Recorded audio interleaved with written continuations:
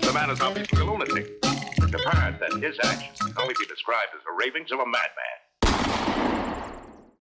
G'day friends, please excuse my chins on this angle. Just a little bit of advice on like husband and wife relationship stuff. Because we know all these things and we apply them to our lives, and we've got this lens that we see the world through where we see things that most don't. And you don't want to be in a relationship, and you especially don't want to be trying to raise kids with somebody who's not on the same page as you. The Bible says that the two become one. So you need to do what you can to be united in everything as much as possible, especially with like the enemy that's trying to break your family up and trying to destroy you and stop you guys loving each other and looking out for each other and stuff.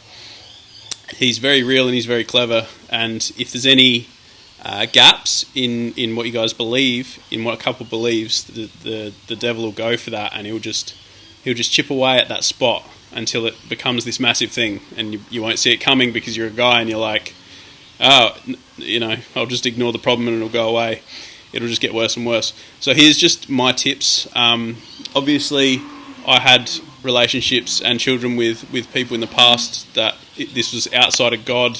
I wasn't Christian. I was just, mucking around doing whatever I wanted. And the repercussions of that is trying to raise a child with somebody who you don't get along with, who's not on the same page as you, and you just fight about everything and disagree about everything. It's horrible place to be in. And honestly, like looking back, I wish I'd just waited, figured out the God stuff first, become a Christian, and then done things God's way from the beginning. My life would be 100 times easier. But no matter what position you're in, here's some tips that I've found that do help. So don't trying to just talk someone, especially your partner, because they've seen all your worst sides and they've got reasons in their head that they can discredit you with, and a prophet's not a prophet in his own hometown, that kind of stuff. What a good approach is, and me and my wife have been down a ton of rabbit holes. I do them with her. If I find something that's interesting, say the vaccine stuff. So we were having, one of our kids was having a lot of autoimmune problems, like eczema, asthma. The eczema was like keeping him up all night. It was horrible. Bleeding everywhere, and it was really severe. It wasn't like a little patch of eczema. It was his whole body was just constantly like bleeding. It was full on. And other stuff too, breathing problems and stuff like that. And I started looking into like the toxic ingredients in vaccines, and I'm like, there's something here that we need to look at. And I tried telling her, and she's like, no, don't be stupid. Vaccines are safe and effective, like everybody thinks. And for the record, when me and my wife met, I shouldn't dob her in, but she was a bit of a lefty. She was like a Catholic lefty, and now we share like pretty much all of our views are very, very similar. And anyway, the way that we got there was I'd find a doco on this interesting subject that I thought deserved our attention. So I looked around, I hunted around, found the best documentary I could. In this instance, it was the documentary on vaccines, the 7-part series. And I said, look, honey, I want to make the best decisions for the kids. You want to make the best decisions for the kids. We're disagreeing about something at the moment. Let's learn as much as we can together about the subject and then make up our minds. So we looked at some pro-vax stuff, and vaccines are good because of this, vaccines are good because of that, the government, the usual government stuff. And it's like anybody. Once someone's taken a red pill, one red pill about one subject, the rest kind of fall like dominoes. It's a lot easier to adjust your worldview because you've already learnt, the things that I thought I knew weren't reliable. And that's what happened to her. So we looked into the vaccine stuff, but we looked at both sides. We looked at a really good doco series. I've uploaded it to the Conspiracy Old channel. It's called Truth About Vaccines. It's a 7-part docu-series that took like 8 or 9 hours to watch. It took a long time to watch. So we split it up over a week, and every night we'd sit down together and watch like an hour or so of this series together, and then talk about what we learned from it. And it was a great series.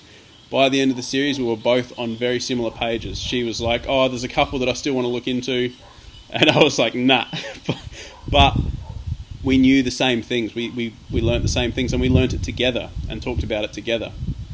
And since then, every time I go down a rabbit hole and get interested in something, and I feel like it's useful and worthy of like looking into and important. I say, look, I've got a really interesting documentary I want to watch with you. Can we sit down, have a couple of wines, have a nice meal, put the kids to bed, and watch this doco? Or, you know, sending each other articles and stuff as well. Is we just I'm a visual guy. I like to watch something on a screen, unfortunately.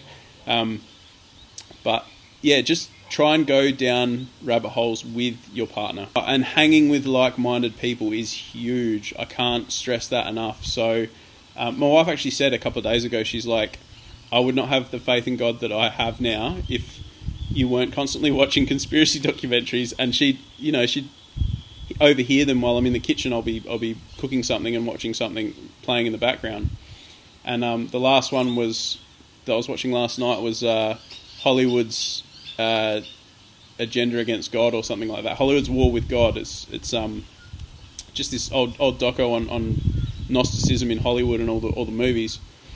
And she's just like, there's no way God and the devil aren't real, because why would all these people running the world bother going to this length to do this kind of stuff, put this kind of subversion in movies? What, for no reason? Because the devil doesn't exist? It doesn't make any sense. It has to be legit because of these documentaries. So that kind of stuff helps, and hanging with like-minded people. So if your missus hangs with a bunch of lefties, hangs with a bunch of people that do not think for themselves and just swallow any narrative, which is going to be some of their friends. You can't weed all of those people out, because that's like your family and like close friends from childhood and stuff like that. You can't totally weed all those people out, but make sure you're making an effort to invite people around to your house that are based. Invite like friends over that are at least open to having those conversations and not getting triggered. People that have taken a couple of red pills and are interested in taking more, and they'll just talk with you, they won't get emotional. Find those people and have them around your house, and have them, and just talk to them in front of your wife. I used to have a mate around quite constantly, and we would just rant about what was going on in the world, and all the red pills we're taking, and all the, you know, what's wrong and what's happening, and God and the devil and all that stuff. And we would just sit, have a big meal. I'd, you know, cook up a deer or something, and we'd just rant and rant and rant. And she'd be in the background, just, you know, cooking and looking after the kids and stuff. But she'd be listening. And slowly over time, she just became more and more based. And she's just like, that makes sense, that makes sense, that makes sense, that makes sense. And the more puzzle pieces that fit together for them, the more easy it's going to be like, oh, look, I believe this. And she's going to be like, oh, well, I don't believe that. That's bullcrap. You're just crazy conspiracy, blah, blah, blah. And all right, well, let's find a documentary and sit down and watch it together. So that's the two things, is have people around that are based at your house, create that kind of community environment where you're constantly hanging out with based families so that it rubs off. And that's the whole point of fellowship, guys. That's what we need that. We are wired to need that. We're not wired to be like lone wolves out by ourselves, because that's just isolates you and makes you very vulnerable. So get in a community of based people, build that. If you don't have it, start reaching out, and yeah, that's it. Just go down rabbit holes together, hang around based people. That's it's really, really helped us as a couple to have united views on pretty much everything. And the longer you do that for, the more years that you do that for, the more you'll slowly grow together into the two become one thing. It's not like an instant process. It takes time, and there'll be fights and there'll be arguments. You know, hang in there. Women are very annoying, but God bless them. They're literally, you know, where would we be without them? I was watching my missus sleep with the two babies this morning, just have a snooze in the bed and having a cuddle, and they're beautiful creatures, but they're emotional creatures, and they're easily tricked and they're easily manipulated by the media more so than we are, because we're not as emotional. We're more logic driven. They get their emotions played on by the narrative, by the devil, and it works. So you need to understand that and give them a bit of grace. They're going to get emotionally manipulated, and you just got to keep feeding them the truth over and over and over again. And trying to sort of work together to become one. That's it, guys. God bless. I'll see you next time. I hope that helps. Peace.